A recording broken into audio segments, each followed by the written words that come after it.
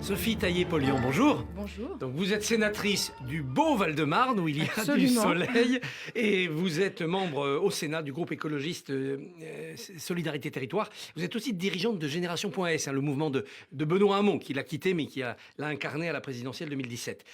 Le gouvernement veut faire voter la prolongation du pass sanitaire jusqu'en juillet 2022. Est-ce qu'au Sénat, vous voterez cette prolongation ? Mais écoutez, je n'ai pas voté le pass sanitaire, je me suis exprimée contre parce qu'il me semblait que c'était une mesure extrêmement liberticide.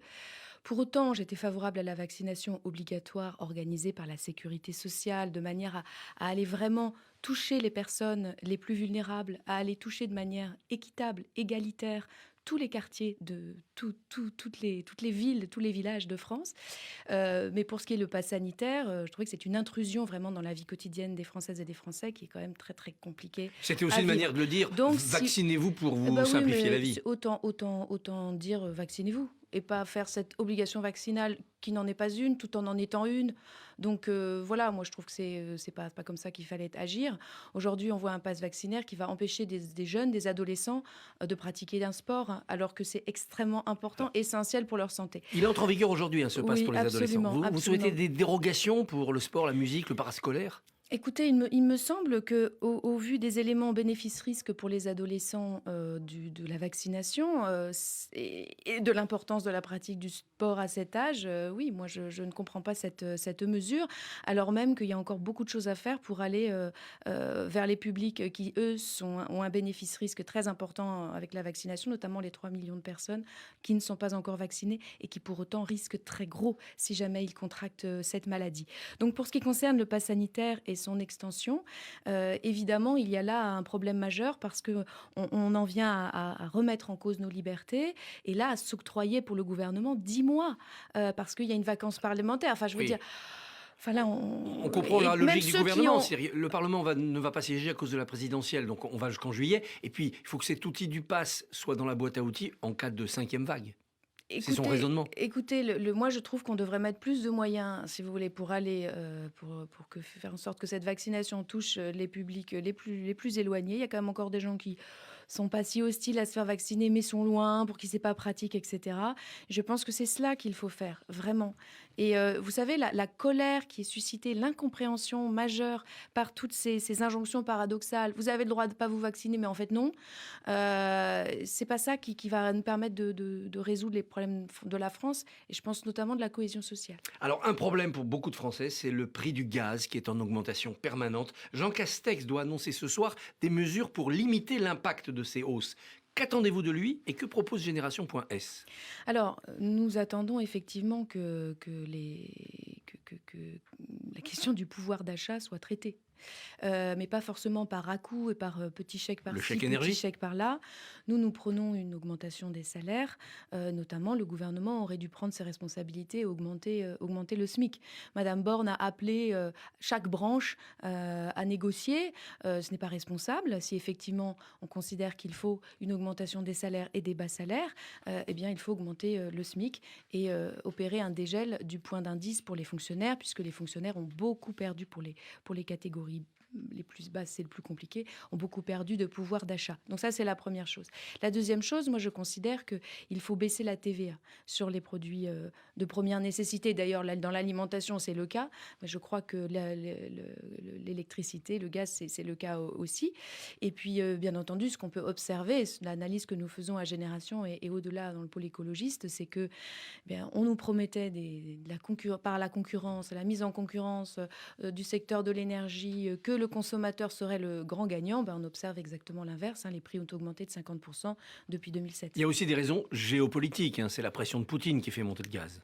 Bien sûr qu'il y a des raisons géopolitiques et bien sûr que nous ne sommes pas maîtres en France de l'évolution des marchés du prix de l'énergie et du gaz, bien évidemment. Alors, face à cela, c'est pour ça que l'État peut agir, soit en bloquant les prix, en baissant la TVA de manière beaucoup plus large que uniquement un chèque par-ci, par-là, parce que les ménages, ils restent en attente, ils disent comment je ferai demain, si je peux régler la facture aujourd'hui, mais peut-être pas que demain. Bon. Donc, c'est aussi sur cela et qu'il faut agir. Mais il faut mettre en place une vaste politique d'économie d'énergie qui ne va pas assez loin aujourd'hui pour baisser les besoins en énergie aujourd'hui dans notre pays. Et pour les ménages principalement, c'est effectivement les rénovations énergétiques, aller beaucoup plus loin. Et MaPrimeRénov' sera augmentée certes en termes de capacité, mais il y a beaucoup de problèmes aujourd'hui dans la façon dont MaPrimeRénov' se met en place, notamment pour les ménages les plus modestes. Alors, vous êtes, avec Génération.s, vous vous êtes inscrit dans la primaire organisée par les Verts. Vous avez soutenu Yannick Jadot. Il a gagné. Alors, nous n'avons pas soutenu Yannick Jadot. Génération.s, en tant qu'organisateur, nous sommes restés neutres. Mais vous n'aviez pas de candidat à vous. Voilà, parmi les militants et militantes de Génération, il y en avait dans chacune des équipes. Ils ont été au cœur de chacune des équipes, notamment d'Éric Piolle, notamment de Sandrine Rousseau et aussi de Yannick Jadot. Justement, Sandrine Rousseau demande aujourd'hui que certaines de ses propositions soient reprises claires et nettes par Yannick Jadot. Elle conditionne même son soutien à cette négociation de programme. Elle a raison, vous la soutenez ? Alors, qu'elle conditionne son soutien non, parce qu'il y avait une condition très claire à la participation à la primaire qui était qu'on devait soutenir le sortant. Mais je ne doute pas que tout ça va s'arranger. Après, il est évident qu'un certain nombre de propositions qu'elle a portées, un certain nombre d'alertes, notamment sur la question des discriminations, de l'égalité femmes-hommes, et de propositions, pas seulement d'alertes, mais aussi de propositions, doivent être présentes dans le discours, dans les propositions de Yannick Jadot. Il faut qu'il améliore sa copie sur ces points-là. On a toujours à s'améliorer. Je crois qu'il a déjà intégré notamment une proposition d'Éric Piolle sur l'impôt sur la fortune climatique. Il va intégrer des propositions évidemment de Sandrine Rousseau. Mais nous avons de toute manière, et cela a été beaucoup dit, et je crois que l'exercice de la primaire pousse à la différenciation, mais il y a un socle commun très fort au sein de l'écologie politique, une cohérence très forte. Il faut que Yannick Jadot soit peut-être plus présent sur les questions sociales. Là, aujourd'hui, il fait un déplacement dans une usine de photovoltaïque qui risque de fermer. Il en appelle à l'implication de l'État pour sauver le tissu industriel, pour sauver les emplois. Ça, c'est des choses que Yannick Jadot a su cultiver, a su faire émerger dans son discours, aussi par l'apport du débat de la primaire. Et il y a beaucoup d'autres choses qu'il doit également intégrer plus fort, et je compte sur lui pour le faire, je crois qu'il va le faire. Il démarre assez haut dans les sondages, plus haut que tous les candidats écologistes des élections précédentes, mais pour gagner, il faudra rassembler au-delà. Est-ce que vous souhaitez l'ouverture de négociations, en tout cas un rapprochement entre Yannick Jadot et Anne Hidalgo, la probable candidate du Parti socialiste, parti que Génération.s a quitté? Alors, Génération.s, certains d'entre nous, moi y compris, on a quitté effectivement le Parti socialiste. Mais Génération, c'est aussi beaucoup de gens qui sont venus à la politique et qui y sont restés par les propositions... Par les propositions novatrices de Benoît Hamon. Mais sur votre question, nous considérons qu'effectivement, il faut que l'écologie rassemble la gauche. Que la nouvelle dynamique qui peut se créer, l'alternative qui vraiment change la donne, c'est autour de l'écologie politique qu'elle doit se faire. Parce que les questions climatiques ont émergé avec une telle force et que ce n'est pas seulement de rajouter un petit peu d'écologie dans un programme qui compte, mais c'est vraiment d'en faire la matrice des choses. La matrice des choses, ça veut dire qu'il n'y a pas de changement, de transition écologique sans un changement profond de système, un changement profond de système qui soit vraiment tourné vers l'égalité et la justice sociale. C'est vraiment ça l'enjeu, et je crois que seule l'écologie peut porter ce discours nouveau qui peut régénérer la gauche. Et à gauche, du côté des socialistes, on comprend ce message quand vous le dites, que c'est le temps de l'écologie? Écoutez, moi quand je discute comme ça avec des sénateurs avec lesquels j'ai des échanges très posés, très amicaux, ils le reconnaissent bien sûr. Alors après, c'est vrai qu'il y a une tentation de se présenter à l'élection présidentielle parce qu'il faut en être. Mais je crois qu'il y a quand même chez beaucoup de militants et militantes socialistes la conviction qui est déjà là que c'est le temps de l'écologie qui est venu. Dans le débat sur l'immigration, le gouvernement déclenche la guerre des visas. Moins de visas pour les pays qui ne reprennent pas leurs ressortissants expulsés. Est-ce que vous approuvez cette tactique ?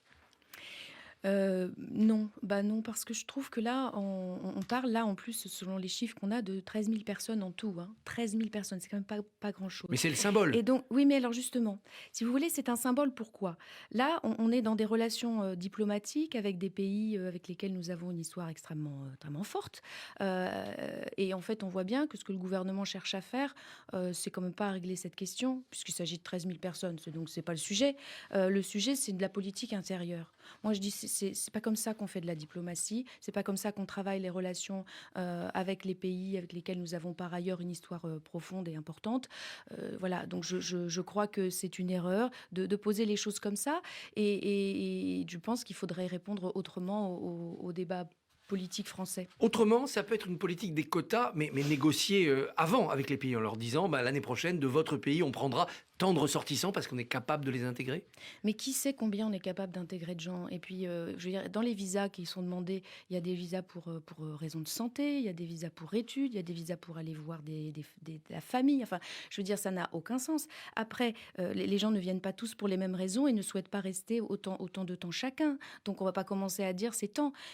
La vraie question qui se pose à nous, je crois, c'est comment faire en sorte que nous puissions accueillir les personnes qui souhaitent venir dans notre pays, mais qui ont les capacités de travailler, de construire leur vie, qui ont envie de construire leur vie. Et l'autre problème, c'est comment on arrive à faire partir ceux qu'on a décidé d'expulser. On n'y arrive pas. Vous avez des solutions?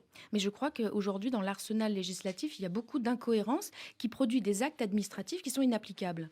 Mais par surenchère, on continue. Ça n'a aucun sens. Je vais vous donner un autre exemple sur la question de l'asile. Moi, j'étais à Montgenèvre, à la frontière italienne, là où arrivent des candidats à l'asile. Les policières qui sont là, morts de froid, hein, il fait très froid la nuit à Montgenèvre, on est très haut dans la montagne, savent que de toute manière, ces migrants et ces migrantes finiront par passer.